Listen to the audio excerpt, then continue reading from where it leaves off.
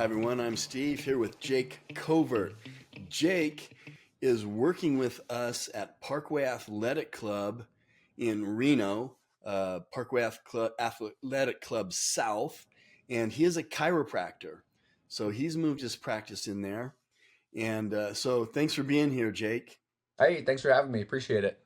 Yeah, I hope you're getting all settled in there and all that. Yeah. Oh yeah. And you are also a certified personal trainer, correct? I am. Yeah, yeah. The I've been training at Parkway South for about 5 or 6 months, I'd say, and then kind of smoothly transitioned over once I graduated and opened up my practice. All right, so we're going to talk about back pain. And, you're a chiropractor, and people should know that chiropractors do a lot more. We were kind of talking before we turned the video on about misconceptions of chiropractic work. And it's not just going and getting adjusted and, okay, see you later, right? There's a lot more to it.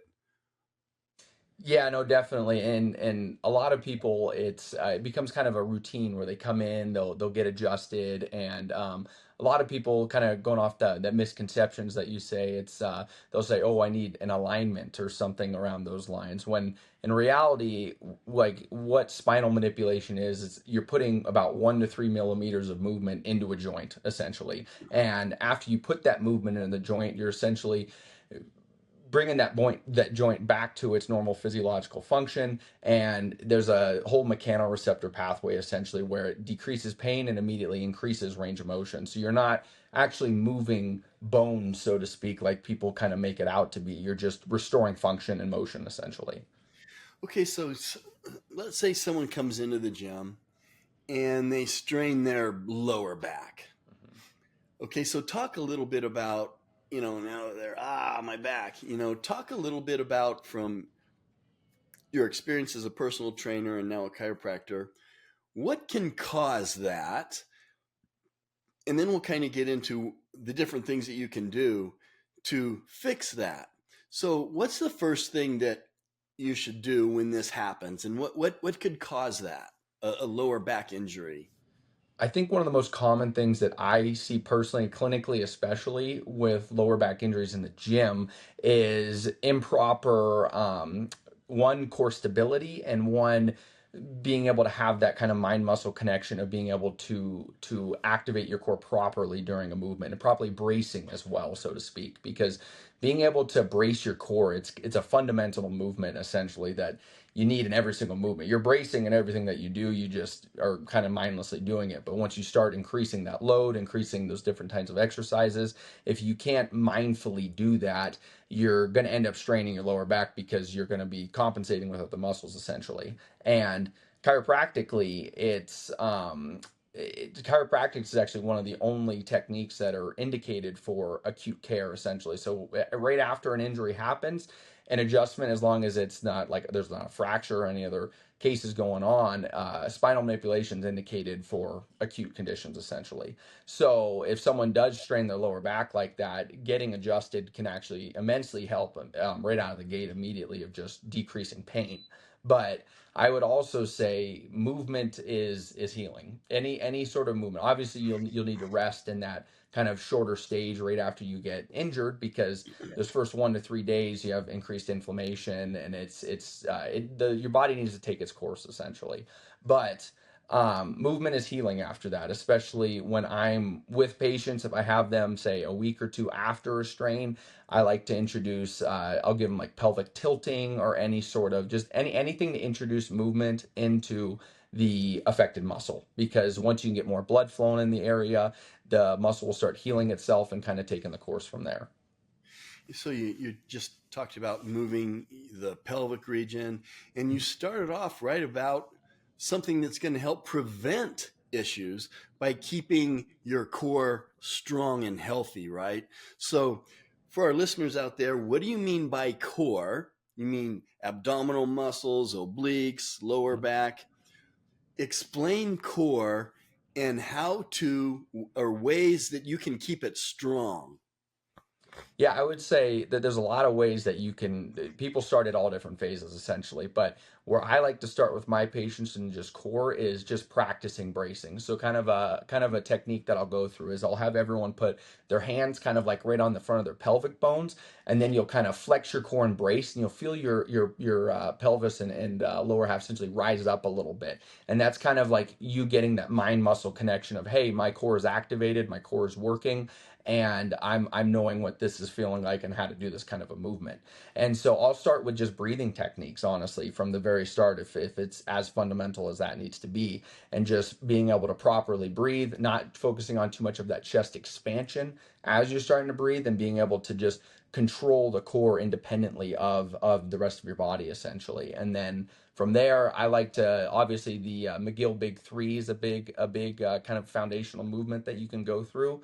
But even just doing something as simple as like a bird dog or a dead bug, like that, of just being able to independently contract and get that mind muscle connection with your core. So that's kind of where I like to start with patients.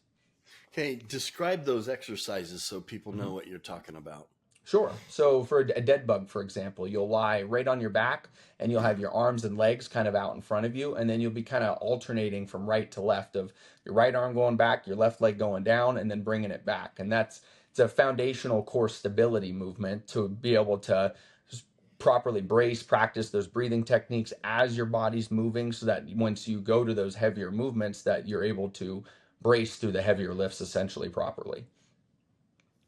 Okay, was there another exercise you mentioned there, or?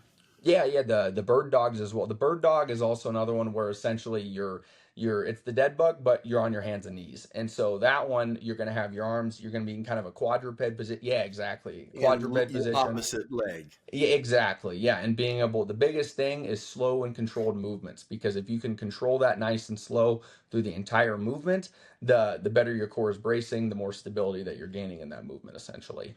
Yeah, so those things are great warm-ups, and you can always find a personal trainer wherever you are in the country and get some good warm-ups. That's going to help prevent uh, back injuries. But now let's go. I know everyone's different, and you can't just, it's hard to be kind of general here. But let's say someone strains their lower back. Give me an example of an individual that maybe you've seen and what you've done to help them recover and get back to a normal life. Does that make Sure. sense what I'm asking? Yeah, totally. Yeah.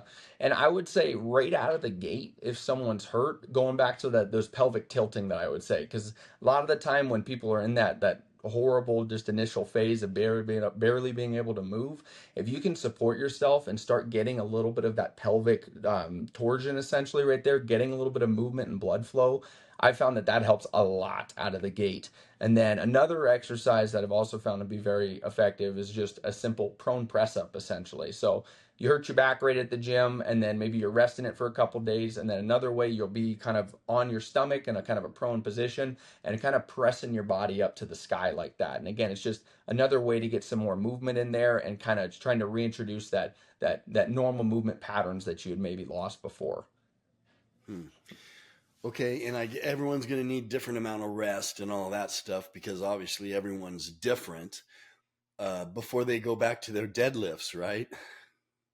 Yeah, oh, totally. Yeah. And it's person dependent upon that too, because depending on the severity of the injury, or like where the injury is and how fast you can recover, and even going back to the technique of it, because if you weren't lifting with proper technique before and you try to go back a little bit too fast, then you're obviously just going to be re-injuring it again. And that comes back to the whole foundational of being able to brace the core properly, proper technique and lifting, and really the proper technique and lifting. And no, doesn't matter if it's a compound movement or just an isolated movement, you need to make sure that you're always bracing your core and lifting properly essentially.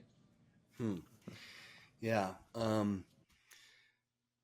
It's I've done it. I've been lifting weights for 45 years, and sometimes it takes longer to recover, heal. But you also made a really interesting point about connecting with your brain, the movement, and how the muscles fire in Mhm. order, so that if you're doing a deadlift, um, you want those muscles to fire correctly in the right order, and you have to consciously be aware of that. And do you think that when people sometimes lose that consciousness of how their technique is and how their muscles are firing, they get lazy here and then they injure their back? Totally, yeah. And I mean, once you start going through the movements at the gym too, because I'm a big fan of when you are doing any movements at the gym, you're doing it with intent and you're doing it with purpose. You're not just going through the motions essentially. And I mean, if you're doing these exercises and you start to maybe do them a little bit too fast, or maybe you're doing it too heavy and not focusing on that, the bad things can happen. And so I don't know, it's always safer just to be mind muscle connection, slow and steady through the movements, feeling that muscle contract through the full range of motion, especially because, and that's the other thing that you'll see is a lot of people, they'll be doing things much too fast and through a very shortened range of motion at the gym, which you're kind of getting hit at both ends of the spectrum there, because you're not working that muscle through its entire range of motion. And anything that's done fast and uncontrolled is also substantially increasing the risk of injury. Yeah. Well, Jake, we appreciate your time. Now, if someone wants to get a hold of you, now if you guys have questions, put them in the comment section. I'll make sure Jake sees these. If you have questions, because we hit this really broadly, and so Jake can answer your questions if you have back pain or whatever. And he's right there in Reno if you're in Reno at Parkway Athletic Club. But if they want to get a hold of you, or are you on social media, if they want to follow you, or you have a website, how can they reach out to you and find out more about what you're doing? Yeah, you can go to my website. It's at www.atlaschiropractic.us. And then my email and phone number is on there, but my email is info@atlaschiropractic.us. And phone number, which I'm call, text anytime, I'm available at 775-848-0540. Okay, Jake, thanks so much for being with us, and we'll talk to you next time. Right. Thank you, Steve.